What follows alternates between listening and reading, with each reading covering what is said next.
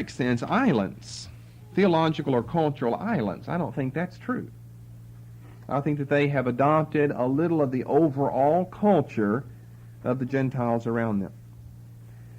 But what was true in this regard for the diaspora community was also true for at least some of the Jews in Palestine. Most of them, if not all of them, spoke Greek. They may have participated in Greek forms of theory and education, as we've read earlier. They may have engaged in some Greek games or a little overall Greek culture. So what have we said after all that? In other words, we haven't pointed a nasty finger at the Jews outside of Israel. We're saying that it's more or less true of both groups of the Jews. So if we speak of the diaspora Jews, and this is true, and we'll need to maybe lay a little more emphasis on this first point later on, we get over to Acts chapter 6 and verse 1, that the Jews that did come from the diaspora are somewhat, there's a shade of difference, and we can prove this later on, in their overall framework of thinking. If I could use one word, it'd be this word: they're a little broader or a little more tolerant in their way of thinking. That's only inevitable because of the liberal tendencies you find all around you. But when you do a faithful study of Acts, you don't get anything but consistent orthodoxy with the Jews of the diaspora. They have their synagogues, they study the law, they study the prophets, they practice circumcision, they worship one God, they believe in right, good ethics and morals. That's all you get is a picture of faithful orthodoxy when you read the book of Acts. So there's one thing we could mean, and that's what I would mean if I ever spoke of them as Hellenized. I just mean it in the superficial sense. Secondly, here's something else you could mean. You could mean they are thoroughly imbued with Greek philosophy, or you could put your new term that you know now, worldview, thoroughly imbued with the Greek worldview. That's all Hellenization means, is the Greek worldview. Greek philosophy, mythology, immorality, theology, ethics, education. I mean, just thoroughly imbued. This is not true on the whole. I don't think Hengel is right. It's only true for some people in some places sometimes. And guess what? That's also true for some people sometimes right in Israel.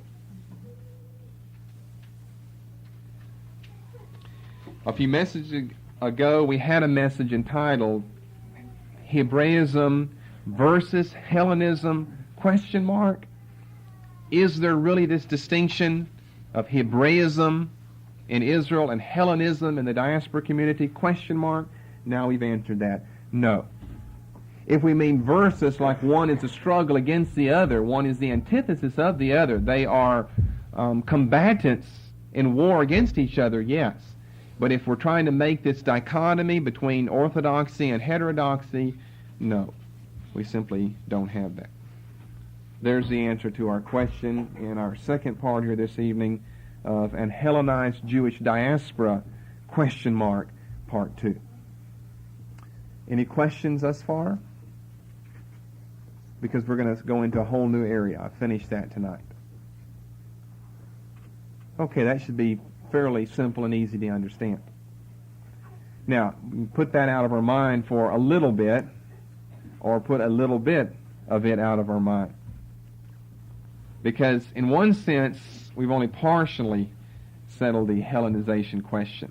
We've answered it, is it true or is it not? But there are some other shades of meaning that we might discuss.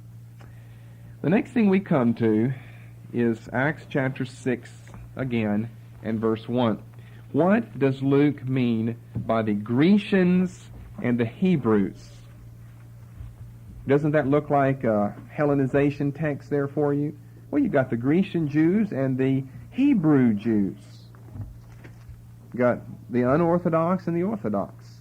Acts 6:1 is the text that brought all this discussion up in the first place, both here in our church and study, as well as in the scholarly world. Acts 6:1. What does Luke mean by the Grecians? Grecians, that's the term. That does not have anything to do with an hair tonic for men, nor does it speak of people with greasy hair, nor does it speak of short-order cooks that flip burgers at McDonald's. This is not a prophecy of fast food of the 20th century, the Grecians, the one who flipped McDonald's hamburgers. Now, you might not have known that, so I want to make sure that I've corrected any false notions in your mind. Nothing to do with short-order cooks or hair tonics for men. In those days, when the number of the disciples was multiplied, there arose a murmuring of the Grecians against the Hebrews. And so some people have looked at this and they've said, well, now here is our text. The Grecians were those Jews that were Hellenists in heart, worldview, and theology. The Hebrews were the faithful ones who had obeyed the law. And that is what has caused the whole problem here. You've got these Grecians trying to introduce into the church a lot of syncretistic, heretical theories. Well, we've just said that's not true because that distinction can't be made. But something is being said here, though. After saying what it doesn't say, that doesn't answer what does it say. Something is being said. We've got two different groups of people, one called the Grecians, one called the Hebrews. Now, it can be a very complicated question, and I think I'll only have to bring in a few of the more technical matters. The reason it ties in is because, as I say, some want to make these Grecians the extremely Hellenized in philosophy or worldview group, and that's why the pure Hebrews had problems with them.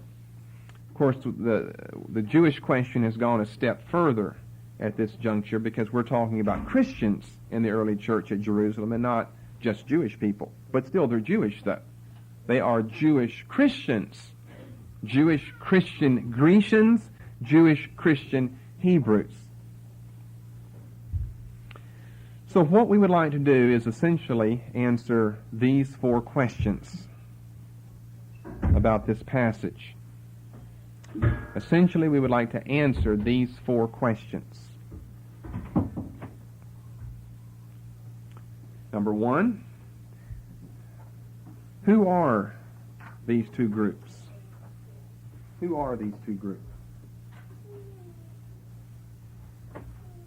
Number two, what is the problem between them? What really is the problem between these two groups?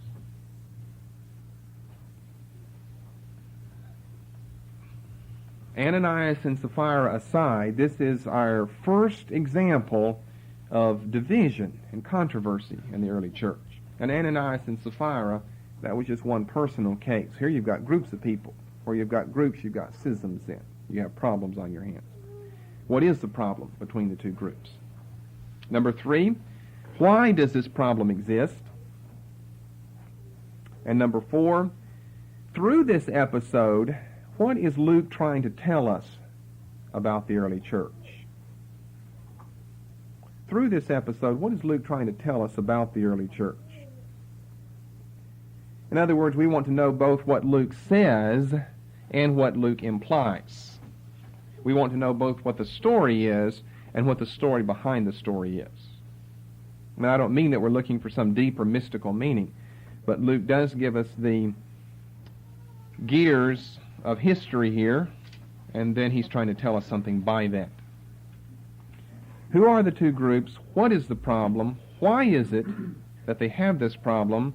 And what's Luke trying to tell us about the composition, the nature, the functions of the early church?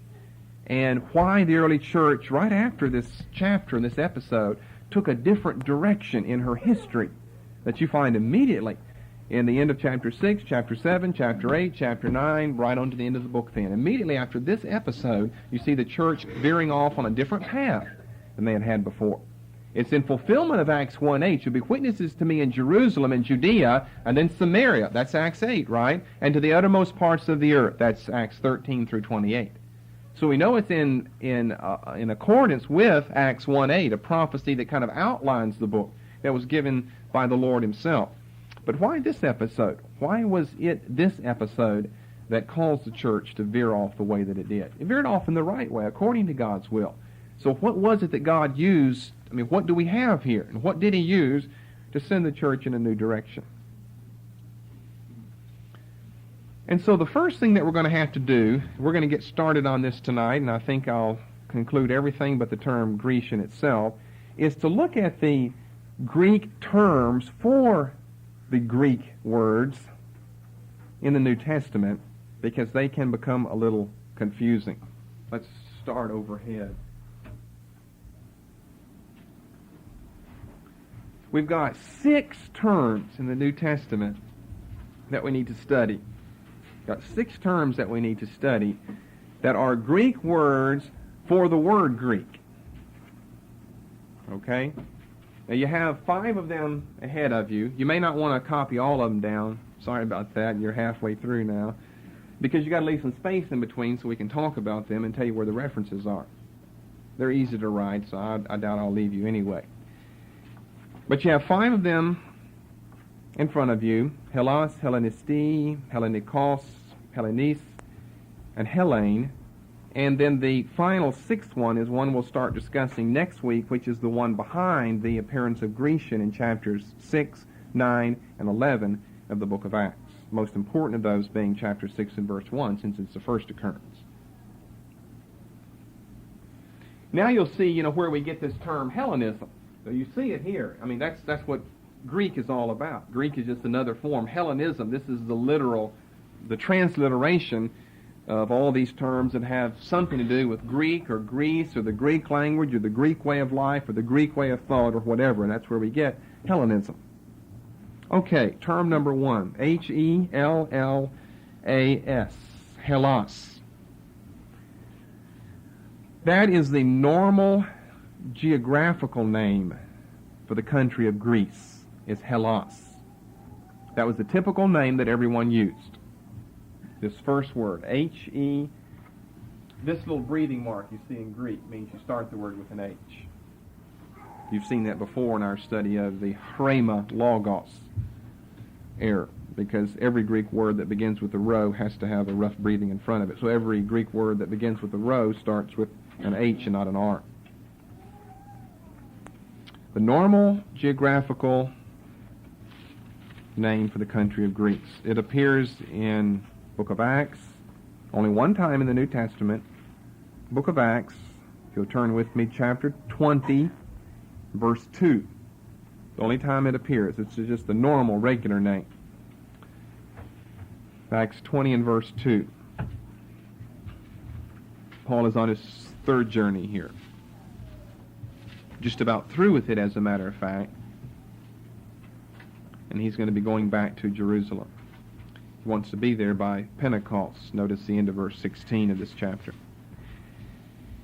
And when he had gone over those parts, and we're going to see what that is in just a moment, that'll be verse 1, of course, and had given them much exhortation, he came into Hellas.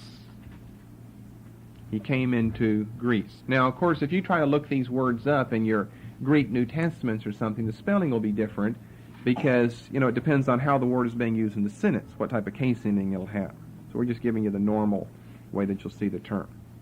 When he had gone over those parts and had given them much exhortation, then he came into Greece. That means he wasn't in Greece earlier then, right? If he came into Greece. Well, where was he earlier? Verse 1. Macedonia. I thought that was Greece. I thought that was part of Greece. Well, it is. But you can divide Greece up into different provinces. You often will see it divided up into the northeastern section called Thrace,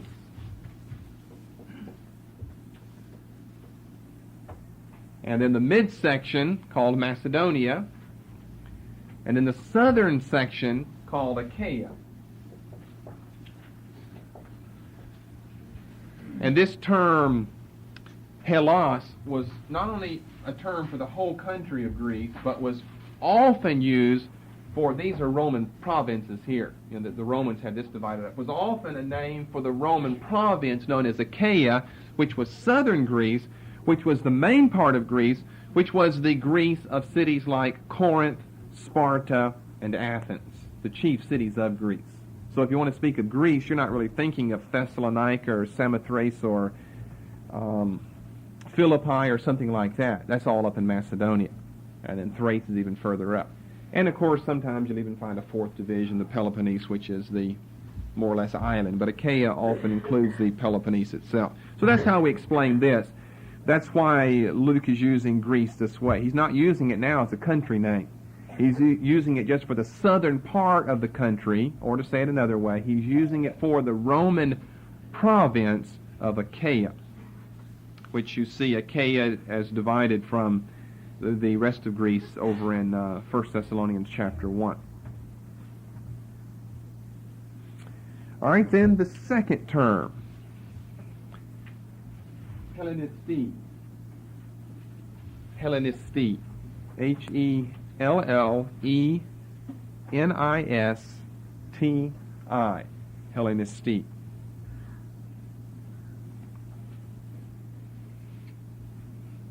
This is the adverb. This is the adverb. That simply means in the Greek language. Hellenisti means in the Greek language.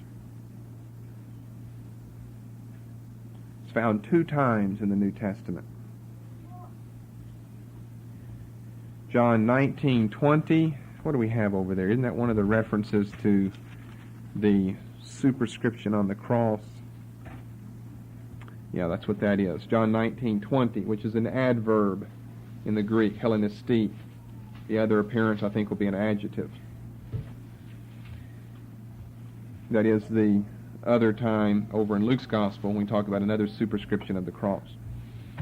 The second time where Hellenized is found is in Acts 21:37. Acts 21:37.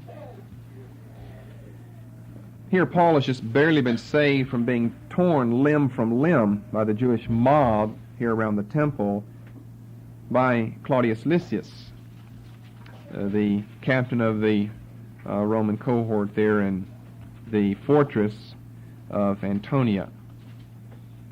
And he finally, on the way up the stairs, is stopped by the Apostle Paul, verse 37, as Paul was to be led into that really should not read castle, because we think of, Ireland and England or Germany, but fortress. It was a fortress, not a castle with knights and moats and crocodiles and women with long golden hair.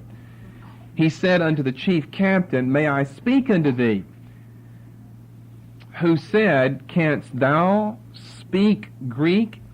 You see, this is an adverb that simply means in the Greek language. Literally, what the Greek means here is, do you understand Greek? Not, can you speak it? Literally here, it means, do you understand it? But if you understand it, you can also speak it. In other words, Paul addresses this man in Greek, and the man is surprised. He thought he was some Egyptian renegade that for some reason couldn't speak Greek, and he's surprised that Paul can't. The third term is Hellenikos. Hellenikos. Hellenikos.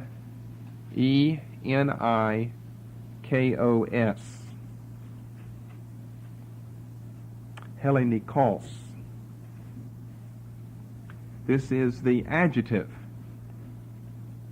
The adjective that means Greek or in the Greek language. If you need an adjective instead of an adverb that means in the Greek language, you use Hellenikos instead of Hellenized. The adjective that means Greek or in the Greek language. It's found, for instance, in places like Luke 23:38. I think that, again, is Luke's account of the superscription on the cross. Luke 23:38. And it's found in that interesting verse over in Revelation, which verse isn't in that book. Interesting, that is. Chapter 9 and verse 11. This is an interesting verse here. And they had a king over them, these locusts that came out, that had hair like women and teeth like lions and breastplates of iron, and their wings sounded like the chariots, and many horses running to battle, and their tails were like scorpions. They had a king over them, which is the angel of the bottomless pit, whose name in the Hebrew tongue, and John means Hebrew. The other books in the New Testament mean Aramaic. In the Hebrew tongue is Abaddon, but in the Greek tongue, all right, here's the adjective, Hellenikos. In the Greek tongue, his name is Apollyon. Then our fourth term, we're back to a shorter one now with fewer syllables, Hellenis. Hellenis, Hellenis.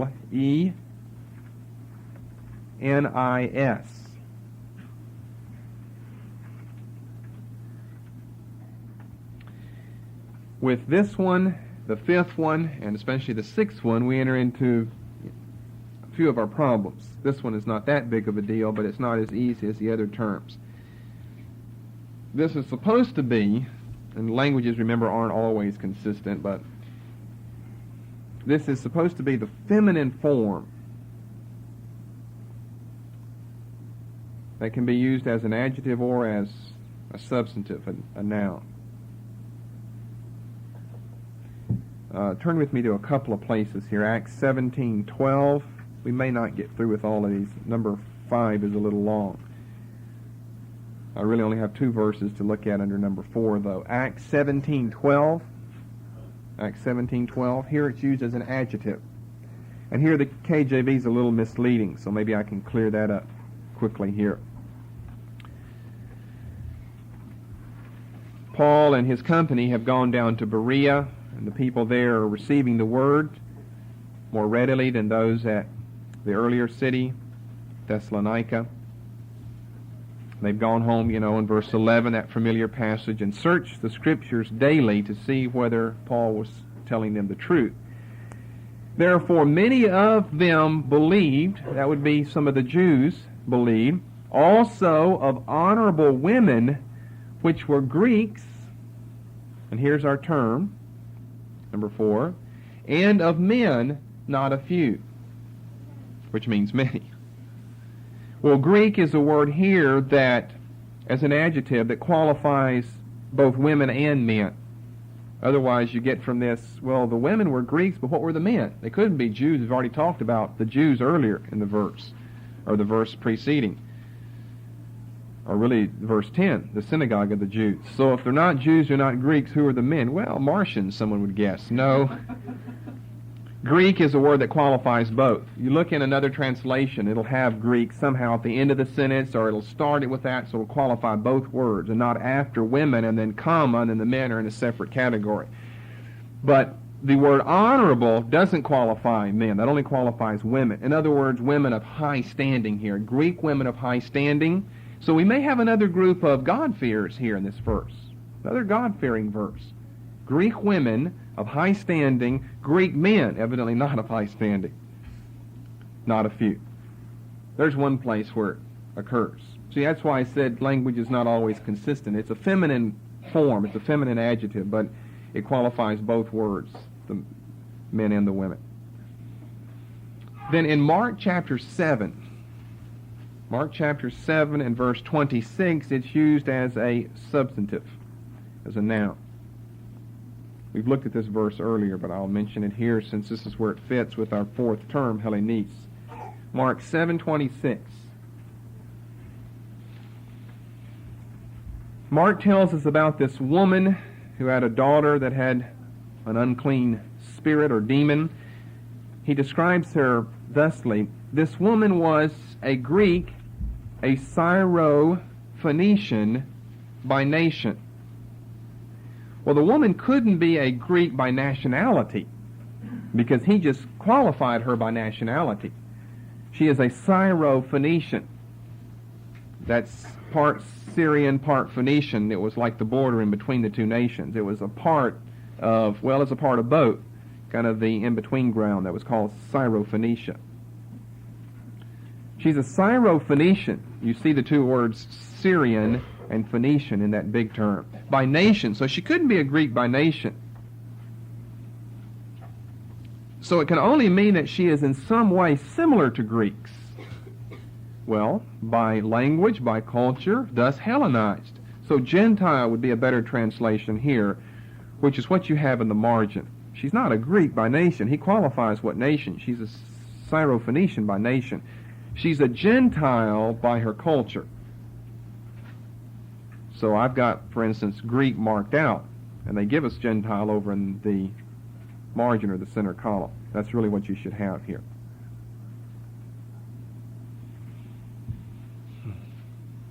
Okay, number 5. Let's jump into this, and we'll see if we can do it or how much we can do. Our last term, before we get to the big one, and this is simply Hellene. Accent on the first syllable for the first time now. All the others have been on the last. Hellene, H-E-L-E-N. But all these, what look like N's to you, these are all long E's. Well, that one doesn't have one. H-E-L-L-E-N. This is the basic, most common word used in the New Testament. The basic, most common word used. Singular word appears 7 times, plural 13 times, 20 times total. It's the word you run across most of the time when you see Greek. Like when Paul talks, it's to the Jews and to the Greeks. He's using this term. And that's exactly what it means, Greek. It can refer to a man that's Greek by birth. That is, his parents are citizens of the country of Greece. By birth, by nationality. More broadly, it can refer to any Gentile that's come under Greek influence, so as to speak the language or live the life. In other words, Hellenized.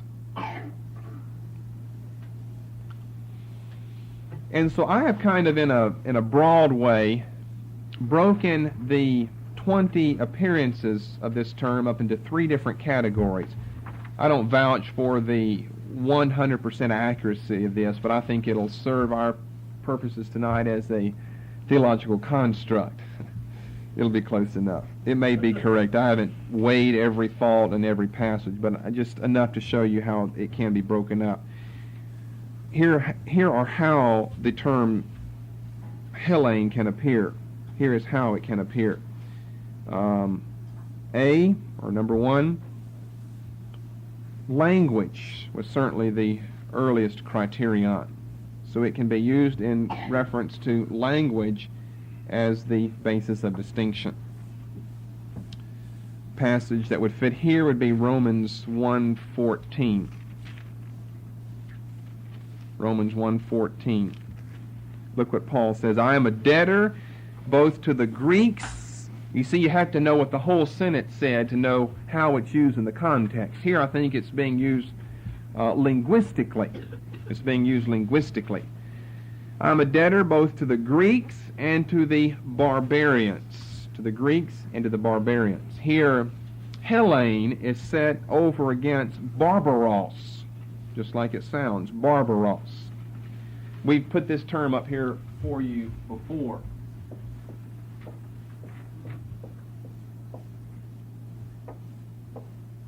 Notice the double syllables there, barbar. I'll tell you why the Greeks invented this word.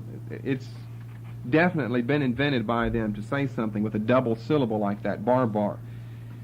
And it is a linguistic word, as I've discussed before. It starts off with a linguistic meaning. The Greeks invented that because to the Greek ear, foreigners stutter who can't speak Greek.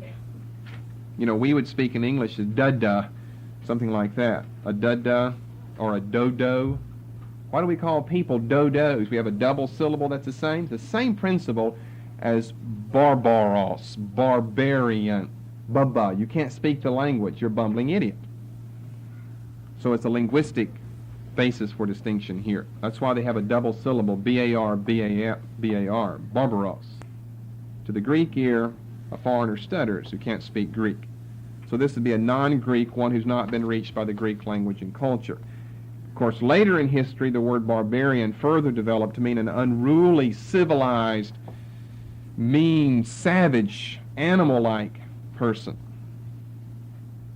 Of course, it doesn't mean that in the New Testament, but that's what it would mean today.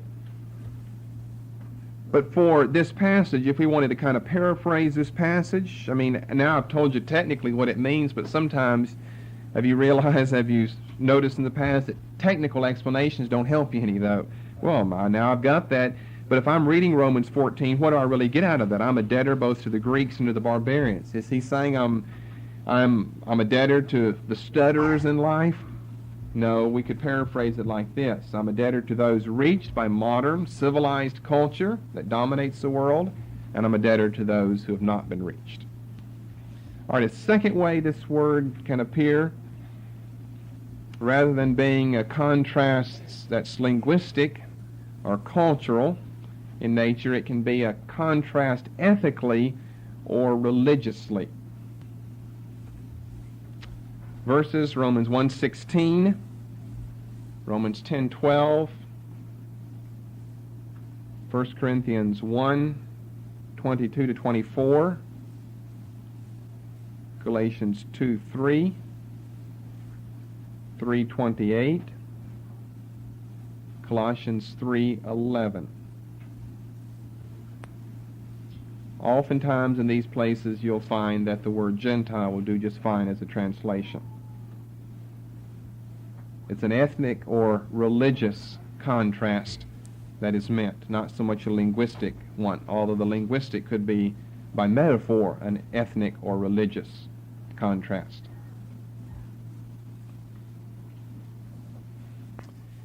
And you might note some other verses here. The book of Acts. These are all in Acts. 16, 1 to 3, 18, 17, 19, 10 and 17,